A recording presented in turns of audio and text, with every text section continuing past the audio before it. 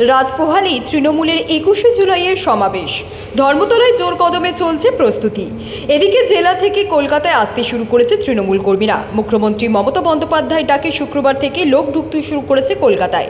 Netaji indoor Khudiram অনুশীলন কেন্দ্র উত্তীর্ণ গীতাঞ্জলি স্টেডিয়াম, সল্টলেক স্টেডিয়াম সহ একাধিক জায়গায় বিভিন্ন জেলা থেকে ট্রেনে, বাসে চড়ে কলকাতায় আসতে শুরু করেছেন তৃণমূল কর্মী সমর্থকরা।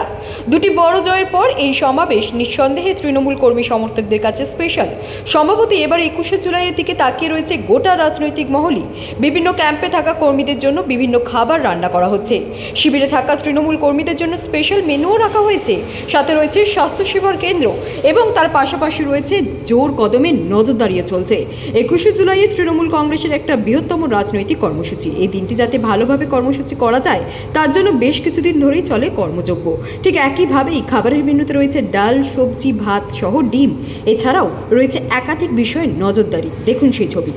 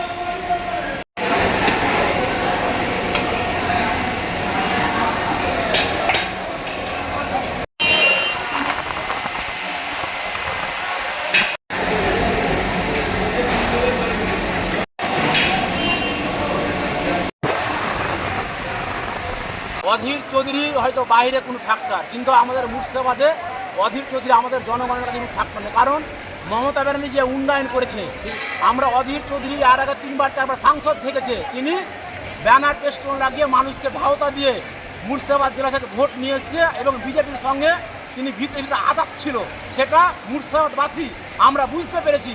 বুঝতে পারার কারণে আমরা কারণ অধীর চৌধুরীকে ভোট দিলে বিজেপির হাত শক্ত হবে, তার জন্য মমতা ব্যানার্জির হাত যদি শক্ত করতে হয়।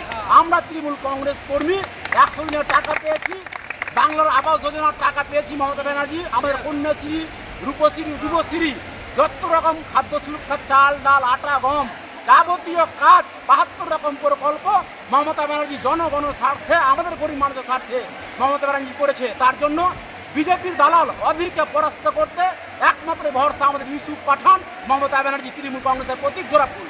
আমরা মমতা ব্যানার্জির বাইরে কিছু দেখিনি, জোড়াফুল চিহ্ন আমাদের শেষ অবলম্বন আমাদের খেটে খাওয়া মানুষের।